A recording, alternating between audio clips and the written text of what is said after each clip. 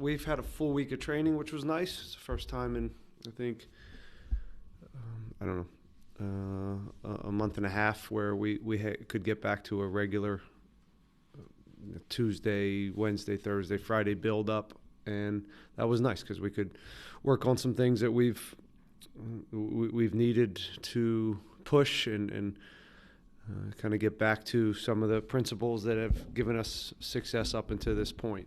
So that's been good, and a long good flight yesterday. We got here with no real issues and ready to go against a very good team in a tough place to play. Thank you for that. We'll open it up to questions. If you guys have a question for Ben, please use the raise my hand option. We'll start with Manuel. Go ahead. Hey Ben, how's it going? Hi, Manuel. So coming from, we could say, an ideal result, tomorrow's a new month, a new mindset. How is it preparing, having that, like you said, and having that week break of just preparing for this game? How is that just to shrug off last week's result to going into this game? It's been nice to, as I said before, have a full week of training, get back to our rhythm that we've been accustomed to before what was a very, very packed 6 weeks, 7 weeks, however long it was. So that's been very good. Again, we've been able to jump back and kind of identify some things that we wanted to work on. In particular, defending the box that wasn't good enough against Austin, and get back to some of the structural aspects of our offense that needs to, we need to get back to as well. So that part has been, that was nice, because when you have these 2 months of game after game after game, you really don't get the full training sessions with the entire group. It's a lot of half. The players are playing a lot of minutes, are always on regen or not getting full trainings, and then you have half the group that needs to be pushed. So having the full group on the same schedule was nice to have. The game against Austin, again, wasn't our greatest performance. They're rounding the form. I think Drusi has really made them. He's playing at a high level again, and you could tell he's getting back to fitness. It's a tough place to play, but it's one loss against a very good team in their building. This league is very, very hard to go away and get results. It's one of the hardest places in the world to do that because of the travel and the conditions. So we can't. We have to learn from it and figure out some of the, identify some of the areas that we need to improve on. But we also have to keep in mind we're on a good form right before that, winning 4 in a row, and that this is a chance for us to get better and respond against a very good team in Seattle. A tough elements, turf, good crowd, a long travel day, but I think it's one that the players are up for and ready to respond.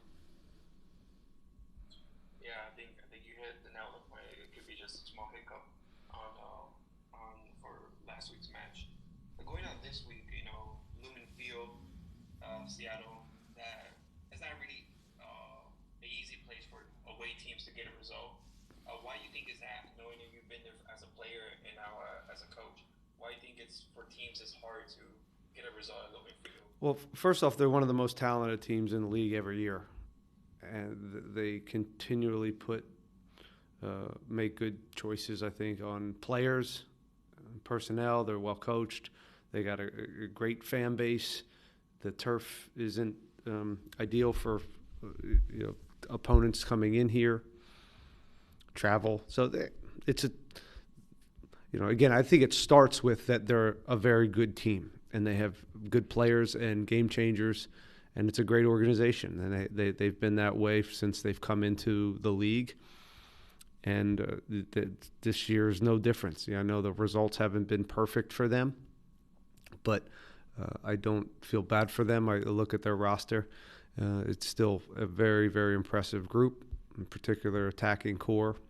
So we'll have to play at a very high level to get something out of this game. Just a quick mention on the turf field. Is there anything that you adjust just going to a different type of field? No. That will be the first. No. These guys are pros. They know what it's like. Most everybody here has been on turf enough in this league to know what the demands are. And yeah, it's a little different bounce or two, but in the end, I don't think the players think too much about it anymore. And my last question, knowing that this match day is still in the week of the Gold Cup, have you monitored Goku's performances on Panama's first game? What do you think of it? I think he's been very good. I think he's been one of the better players in the tournament so far, and I expect that to continue because that's just who he is. He's pretty consistent, and we're rooting for Panama to keep going. However, if they don't, it will be nice to have him back. Thanks for that. Up next, we'll go with Rudy. Go ahead, Rudy. Hey, Coach. Hope you're doing okay. Hi, Rudy. Just going to build off a question that Manny asked. Difficult to play in Seattle. They tend to have like really good runs at home, but lately I think the last 5 or 6 games they haven't been able to win.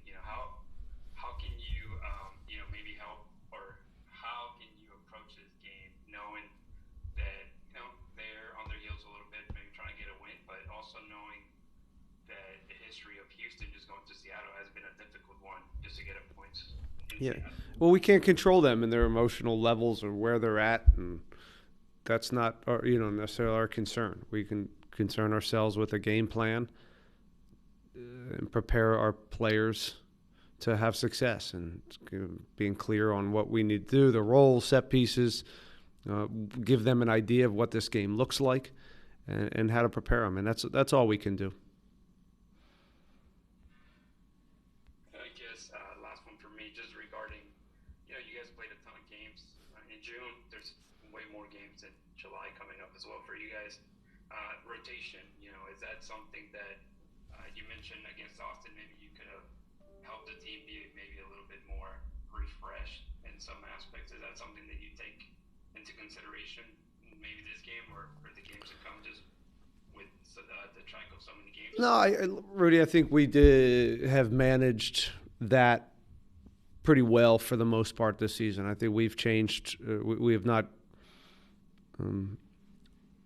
been too stubborn about who playing the same group over and over. I think we've managed to play a lot of guys different minutes, in particular on the 3-game weeks. So I don't think that's been an issue. In the Austin game, again, it's hard to say.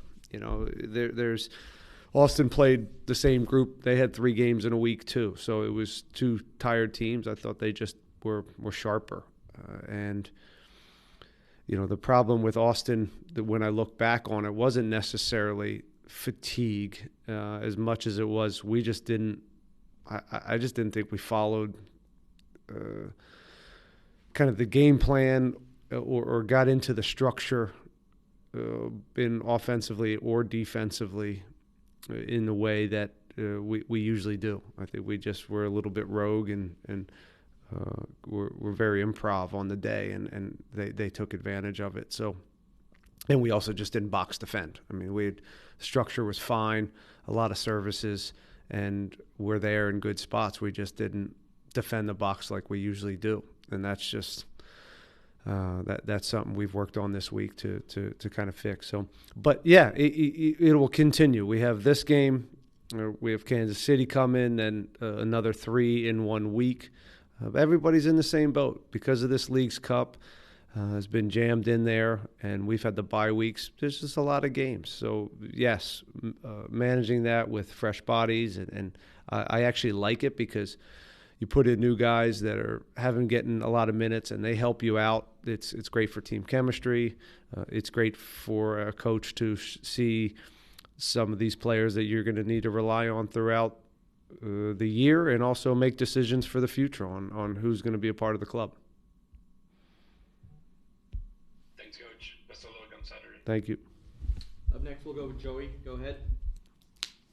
Hey, Ben. Joey. Seattle, they're third right now in MLS in terms of possession. How could you use their high possession game to your advantage?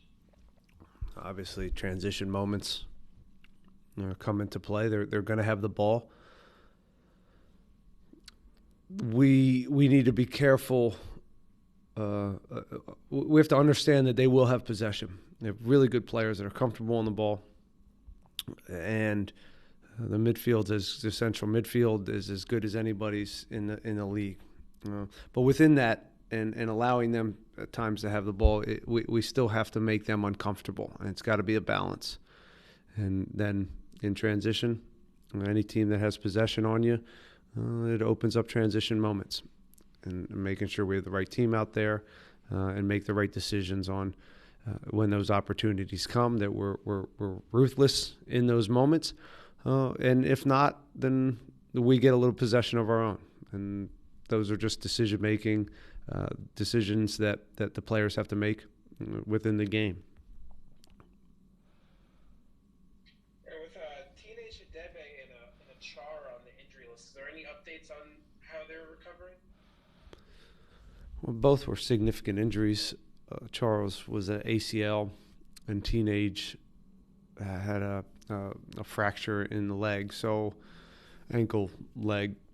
He's coming along probably faster than Chara, but both players are moving in the right direction. And I saw teenage in the underwater treadmill the other day, walking fast. So whatever that means in his progression, it means he at least is out of the boot and moving his foot around. So we anticipate him, if everything goes well, to be hopefully somewhere in the League's Cup, maybe getting some minutes again. But we won't rush him. We have that month of the League's Cup to get him back in some way. And even if it's at the end of that, he's just training, I think that's fine too. So he's moving along. Thank you so much, Ben. Go on Saturday. Okay, thanks, Rudy.